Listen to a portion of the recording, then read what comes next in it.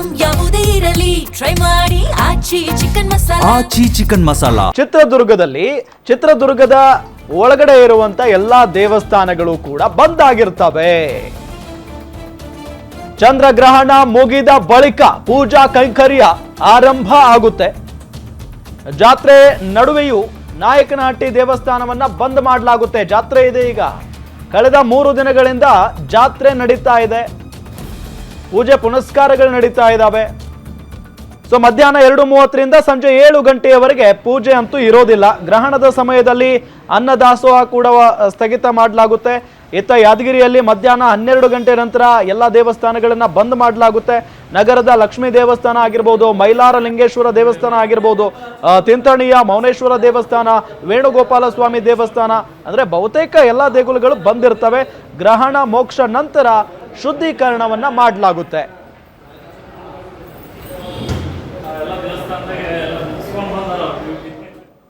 S ಗುರುಜಿ, ಈಗ ಗ್ರಹಣದ ಕಾಲದಲ್ಲಿ ದೋಷದ ರಾಶಿಗಳ ಬಗ್ಗೆ ಹೇಳಿದ್ರಿ. ಸಾಮಾನ್ಯವಾಗಿ ದೋಷ ಅಂತ ಹೇಳಿದ್ಮೇಲೆ ಪರಿಹಾರ ಎಲ್ಲರೂ ಎಕ್ಸ್ಪೆಕ್ಟ್ ಮಾಡೇ ಮಾಡ್ತಾರೆ. ಹಾಗಾಗಿ ಈ ರಾಶಿಗಳು ಯಾವ ಪರಿಹಾರ ಮಾಡ್ಕೊಳ್ಬೇಕಾಗತ್ತೆ? ಹೆಚ್ಚಾಗಿ ದಾನ ಅಂತ ಸಜೆಸ್ಟ್ ಮಾಡ್ತಾರೆ ಈ ಕಾಲದಲ್ಲಿ. ಸೊ ಹಾಗಾಗಿ ಆ ರಾಶಿಗಳು ಏನೆಲ್ಲ ಮಾಡಬೇಕಾಗಿದೆ? ಅಂದ್ರೆ ಬಹಳ ಪ್ರಮುಖವಾಗಿ ನೀವು ಹೇಳಿದ್ದು ಈಗ ಸಿಂಹ ರಾಶಿಯವರಿಗೆ ಸ್ವಲ್ಪ ಕೆಡುಕುಂಟಾಗುತ್ತೆ ಅಂತ ಹೇಳಿ ಅವ್ರಿಗೆ ಹೇಳೋದಾದ್ರೆ, ಖಂಡಿತವಾಗಿ ನೋಡಿ, ಸಿಂಹರಾಶಿ, ಮೀನರಾಶಿ, ಮಕರ ರಾಶಿ, ಈ ರೀತಿಯಾದಂತಹ ಕರ್ಕಾಟಕ ರಾಶಿ, ಸಿಂಹರಾಶಿ ಇವರೆಲ್ಲರೂ ಸಹ ಆದಷ್ಟು ಸಹ ಸಿಂಹರಾಶಿಲಾಗ್ತಿರೋದ್ರಿಂದ ಸಿಂಹರಾಶಿಯವರು ಎಚ್ಚರಿಕೆಯನ್ನು ವಹಿಸಬೇಕಾಗ್ತದೆ. ಗ್ರಹಣದ ಸ್ಪರ್ಶ ಕಾಲವನ್ನು ಆದಷ್ಟು ಸಹ ಗ್ರಹಣ ದೋಷ ಇರುವಂಥವರು, ನಾನು ಇಲ್ಲದ ರಾಶಿ ಅಂತವರು ಆಲ್ಮೋಸ್ಟು ಒಂದು ಶ್ಲೋಕವನ್ನು ನೀವೆಲ್ಲರೂ ಸಹ ಬರ್ಕೋಬೇಕಾಗ್ತದೆ. ಯೋಸೋ ವಜ್ರದೊರ ದೇವಾ ಆದಿತ್ಯಾನಂ ಪ್ರಭುರ್ಮತಃ ಚಂದ್ರಗ್ರಹೋಪರಾಗೋಸ್ತ ಗ್ರಹಪೀಡಂ ವ್ಯಾಪೋಹತು. ಯೋಸೋ ದಂಡದೊರ ದೇವಾ ಯಮೋ ಮಹಿಷವಾಸನಃ ಚಂದ್ರಗ್ರಹೋಪರಾಗೋಸ್ತ ಗ್ರಹಪೀಡಂ ವ್ಯಾಪೋಹತು. ಯೋಸೋ ಶೂಲದೊರ ದೇವಾ ಪಿನಾಕಿ ಋಷವಾಹನಃ ಚಂದ್ರಗ್ರಹೋಪರಾಗೋಸ್ತ ಗ್ರಹಪೀಡಂ ವ್ಯಾಪೋಹತು. ಈ ಮಂತ್ರ ಪ್ರತಿಯೊಂದು ಪಂಚಾಂಗದಲ್ಲೂ ಸಿಗುತ್ತೆ. ಗ್ರಹಣದ ದೋಷದ ಪರಿಹಾರ ಮಂತ್ರ ಅಂತ ಸಿಗುತ್ತೆ. ಇದನ್ನು ಇಟ್ಕೊಳ್ಬೇಕು. ಇದನ್ನು ನೀವು ಇಲ್ಲ ಅಂತಂದ್ರೂ ಸಹಿತ ಗ್ರಹಣದ ಮೋಕ್ಷ ನಂತರದಲ್ಲಿ ಎಲ್ಲಿ ಗ್ರಹಣದ ದೋಷ ಪರಿಹಾರ ಪೂಜೆ ಮಾಡ್ತಿರ್ತಾರೋ, ನಮ್ಮ ದೇವಸ್ಥಾನದಲ್ಲಂತೂ ನಾವು ಮಾಡ್ತಿರ್ತೀವಿ. ಅದನ್ನು ಎಲ್ಲರ ಕೈಲಿ ಎಳಿಸ್ಬೇಕು. ಇದನ್ನು ಎಳಿಸಿದಾಗ ನಿಮಗೆ ಎಷ್ಟೋ ದೋಷ ಪರಿಹಾರಗಳು ಆಗುತ್ತೆ. ಜೊತೆಯಲ್ಲಿ ಯಾವ್ಯಾವ ರಾಶಿಯವರು ಈ ಏನೇನು ಮಾಡಬೇಕು ನೀವು ಹೇಳಿದ್ರಲ್ಲ, ಒಂದು ಪ್ರಶ್ನೆ ಕೇಳಿದ್ರಿ ನೀವು, ಯಾವ್ಯಾವ ರಾಶಿಯವರಿಗೆ ಏನೇನು ದಾನಗಳಿದೆ ಅಂತ. ಈ ಶ್ಲೋಕವನ್ನು ಹೇಳಕ್ಕೆ ನಿಮ್ಗೆ ಬರಲಿಲ್ಲ ಅಂದರೆ ಓಂ ನಮ ಶಿವಾಯ ಅಂತ ಹೇಳ್ಕೊಳ್ಳಿ, ಅಥವಾ ಓಂ ನಮೋ ನಾರಾಯಣಾಯ ಅಂತ ಹೇಳ್ಕೊಳ್ಳಿ. ಗಾಯತ್ರಿ ಜಪ ಅತ್ಯಂತ ಮುಖ್ಯವಾಗಿರುತ್ತೆ. ಓಂ ಭೂರ್ಭುವ ಸ್ವಃ ಮಂತ್ರ ಬಂದರೆ ಹೇಳ್ಕೊಳ್ಳಿ. ಆದಷ್ಟು ಸಹ ದೇವತಾ ಉಪಾಸನೆಯಲ್ಲಿ ತೊಡಗಿರಿ.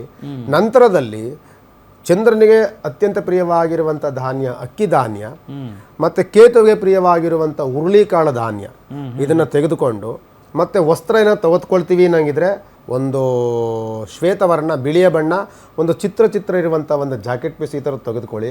ನಂತರದಲ್ಲಿ ಎಲ್ಲ ನೀವು ಸ್ನಾನ ಎಲ್ಲ ಮಾಡಿಕೊಂಡು ಆ ಧಾನ್ಯಗಳನ್ನು ತೆಗೆದುಕೊಂಡೋಗಿ ಎಲ್ಲಿ ಸೂರ್ಯ ಚಂದ್ರಗ್ರಹ ಇರ್ತದೆ ಅಲ್ಲಿ ಅಕ್ಕಿಯನ್ನು ನೀಡಿ, ಕೇತುಗ್ರಹ ಇರತ್ತವ ಹುರುಳಿಕಾಳನ್ನು ನೀಡಿ, ಅಲ್ಲಿ ಅರ್ಚಕರಲ್ಲಿ ನಿಮ್ಮ ಕೈಲಿ ಒಂದು ಅರ್ಚನೆ ಮಾಡಿಸಿ ಅಲ್ಲಿ ಪೂಜೆ ಎಲ್ಲ ಆದ ನಂತರ ಅದರ ದಾನ ಕೊಟ್ಟು ಬನ್ನಿ.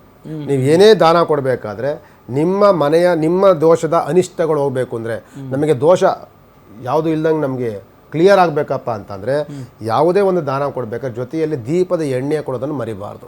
ದೀಪದ ಎಳ್ಳೆಣ್ಣೆ ಅದನ್ನು ನೀವು ಕೊಟ್ಟಾಗ ನಿಮ್ಮಲ್ಲಿರುವಂತಹ ನೆಗೆಟಿವ್ಸ್ ಹೋಗ್ಲಿಕ್ಕೆ ಅದು ತುಂಬ ಹೆಲ್ಪ್ ಮಾಡುತ್ತೆ.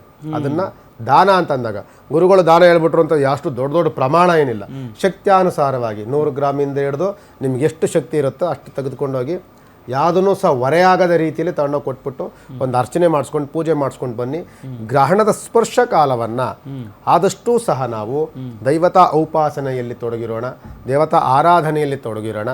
ಆದಷ್ಟು ಸಹ ಭೋಜನಾದಿಗಳನ್ನು ತ್ಯಜಿಸಿ ಆರಾಧನೆಯಲ್ಲೇ ಮಗ್ನರಾಗೋಣ ಅನ್ನುವಂಥದ್ದನ್ನ ಒಂದು ಸಲಹೆಯನ್ನ ಮಾತ್ರ ಅಲ್ಲ ಪ್ರತಿಯೊಬ್ಬರು ಕೂಡ ಇದನ್ನ ಮಾಡಬೇಕಾಗಿರುತ್ತೆ. ಪ್ರತಿಯೊಬ್ಬರಿಗೂ ಅನ್ವಯಿಸುತ್ತೆ. ಅದ್ರ ದೋಷಗಳು ಇರುವಂಥವರು ಗ್ರಹಣದ ಮೊದಲೇ ಈಗಲೇ ಸಂಕಷ್ಟದಲ್ಲಿದ್ದೇವೆ, ಸಂಕಷ್ಟದಲ್ಲಿ ಇನ್ನೊಂದು ಯಾಕಪ್ಪ ಕಷ್ಟ ಬೇಕು ಅನ್ನೋದಕ್ಕೋಸ್ಕರವಾಗಿ ಆದಷ್ಟು ಸಹ ಎಚ್ಚರಿಕೆಯನ್ನು ವಹಿಸಿ. ಗುರುಗಳೇ, ನೀವು ಮಾತಾಡ್ತಾ ಇದ್ರಿ ಆವಾಗಲೇ ಈ ಗರ್ಭಿಣಿಯರು ಹೇಗಿರಬೇಕು, ಏನು ಮಾಡಬೇಕು ಅಂತ ಹೇಳಿ. ಭಾಳ ಪ್ರಮುಖವಾಗಿ ಕೆಲವೊಂದಿಷ್ಟು ಈಗ ಮಾನಸಿಕವಾಗಿ ಕಾಯಿಲೆಯಿಂದ ಬಳಲ್ತಾ ಇರ್ತಾರೆ, ಮಾನಸಿಕ ಸ್ಥಿತಿ ಚೆನ್ನಾಗಿರೋಲ್ಲ. ಸೊ ಅಂಥವರು ಹೇಗಿರಬೇಕು ಆ ದಿನ ಅಂತ ನೋಡಿ, ಇದು ಕೆಲವು ಒಂದು ಪುರಾಣಗಳು ಹೇಳುತ್ತೆ. ಮಾನಸಿಕವಾದಂಥ ಅಸ್ವಸ್ಥರಾಗಿರುವಂಥವರು ಈ ಸಂದರ್ಭಗಳಲ್ಲಿ ಈ ಲೇಪನವನ್ನು ಮಾಡ್ಕೊಳ್ತಾರೆ. ಅಂದರೆ ಅದು ಯಾವ ಥರ ಹೇಳೋದು ಗೊತ್ತಾಗಲ್ಲ. ಕೆಲವರು ಮಣ್ಣಿನಿಂದ ಲೇಪನವನ್ನು ಮಾಡ್ಕೊತಾರೆ, ಹುತ್ತದ ಮಣ್ಣು ಅಥವಾ ಕೆಂಪು ಮಣ್ಣನ್ನು ಲೇಪನವನ್ನು ಮಾಡಿಕೊಂಡು ದೇಹದ ನ್ಯೂನತೆ ಇರುವಂಥವರು ಇಂಥ ಸಂದರ್ಭದಲ್ಲಿ ಗ್ರಹಣದ ಕಿರಣಗಳು ಬೀಳಲಿ ಅಂತ ಅವ್ರ ಮೇಲೆ ಇಡ್ತಾರೆ. ದೇಹದ ನ್ಯೂನತೆ ಇರುವಂಥವ್ರು, ಬುದ್ಧಿಮಾನ್ಯರಲ್ಲ, ನ್ಯೂನತೆ ಇರುವಂಥವ್ರು, ಅಂಗವಿಕಲರಾಗಿರುವಂಥವ್ರಿಗೆ ದೇಹದಲ್ಲಿ ಲೇಪನವನ್ನು ಮಾಡಿ ಕಿರಣಗಳು ಬೀಳಲಿ ಅಂತ ಮಾಡುವಂಥದ್ದು ಪದ್ಧತಿಗಳನ್ನು ಕೇಳಿದ್ವಿ. ಬಟ್ ಶಾಸ್ತ್ರ ಹೇಳುವಂಥದ್ದು ಯಾವುದೇ ಈ ನ್ಯೂನತೆ ಇರುವಂಥವರು, ಆದಷ್ಟು ದೇಹದಲ್ಲಿ ನ್ಯೂನತೆ ಕಾಣುವಂಥವರು ಆಹಾರವನ್ನು ತ್ಯಜಿಸೋದನ್ನು ಬಿಟ್ಟು ಮತ್ತು ಹೊರಭಾಗದಲ್ಲಿ ಜಾಸ್ತಿ ಓಡಾಡೋದನ್ನು ಕಡಿಮೆ ಮಾಡಬೇಕು ಅನ್ನೋದೇ ಶಾಸ್ತ್ರ ಹೇಳುತ್ತೆ. ಹೊರಗಡೆ ಜಾಸ್ತಿ ಓಡಾಟವನ್ನು ಕಡಿಮೆ ಮಾಡ್ಕೊಳ್ಳಿ. ರೋಗ ರುಜಿನಾದಿಗಳಿರುವಂಥವರು ಸಹ ಹೊರಗಡೆ ಓಡಾಡೋದನ್ನು ಕಡಿಮೆ ಮಾಡ್ಕೊಳ್ಳಿ. ಅದರ ಕಿರಣಗಳು, ಗ್ರಹಣದ ಸ್ಪರ್ಶಕಾಲಗಳು ದೇಹಕ್ಕೆ ಒಳಿತಲ್ಲ ಅಂತ ಹೇಳುವಂಥದ್ದನ್ನು ಹೇಳುತ್ತೆ.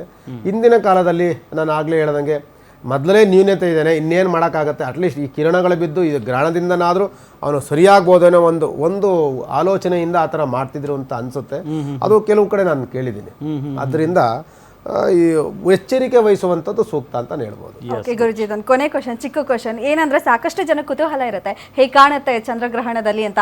ನಾವು ರಕ್ತಗ್ರಹಣ ಅಂತ ಹೇಳೋದಕ್ಕೆ ಪೂರ್ತಿ ಕೆಂಪಾಗಿ ಕಾಣುತ್ತೆ ಅನ್ನೋದೆಲ್ಲ ಇರುತ್ತೆ. ಹಾಗಾಗಿ ಯಾವ ರೀತಿ ಗೋಚರ ಆಗುತ್ತೆ ಚಂದ್ರ, ಯಾವ ರೀತಿ ಕಾಣುತ್ತೆ ಅಂತ ನೋಡಿ. ಸೂರ್ಯಗ್ರಹಣ ಕಾಣುವಂಥದ್ದು ಭಾಳ ಕಡಿಮೆ, ಭಾಳ ಅದು ಡೇಂಜರು ಇರುತ್ತೆ. ಬರೀ ಕಣ್ಣಿಂದ ನೀವು ಸೂರ್ಯನನ್ನು ನೋಡ್ಲಿಕ್ಕೆ ಆಗೋದಿಲ್ಲ.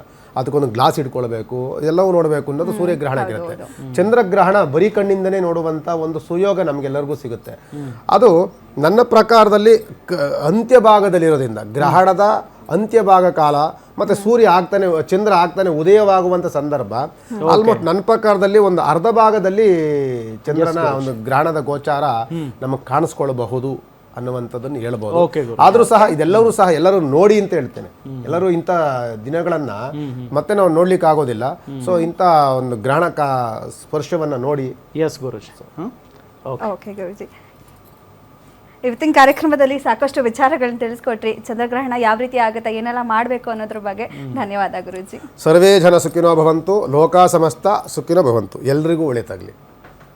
ಎಸ್, ಇದಾಗಿತ್ತು ಇವತ್ತಿನ ವಿಶೇಷ ಕಾರ್ಯಕ್ರಮ. ಚಂದ್ರಗ್ರಹಣದ ಬಗ್ಗೆ ಸಾಕಷ್ಟು ವಿಚಾರಗಳನ್ನ ನಿಮಗೆ ತಿಳಿಸ್ಕೊಟ್ಟಿದ್ದೆ. ನಿಮ್ಮೂರಿನಿಂದ ವಿಶ್ವ ಮಟ್ಟದವರೆಗೆ ರಾಜಕೀಯ, ಸಿನಿಮಾ, ಸ್ಪೋರ್ಟ್ಸ್ ಯಾವ ಸುದ್ದಿಯೂ ಮಿಸ್ ಆಗಲ್ಲ. ಬರೀ ಸುದ್ದಿಯಷ್ಟೇ ಅಲ್ಲ, ಜೊತೆಯಲ್ಲೇ ಇರುತ್ತೆ ವಿಶ್ಲೇಷಣೆ. ಗ್ಯಾರಂಟಿ ನ್ಯೂಸ್ ನ ಸಬ್ಸ್ಕ್ರೈಬ್ ಮಾಡಿ, ಫಾಲೋ ಮಾಡಿ, ಕ್ಷಣ ಕ್ಷಣದ ಅಪ್ಡೇಟ್ಸ್ ಪಡೆಯಿರಿ.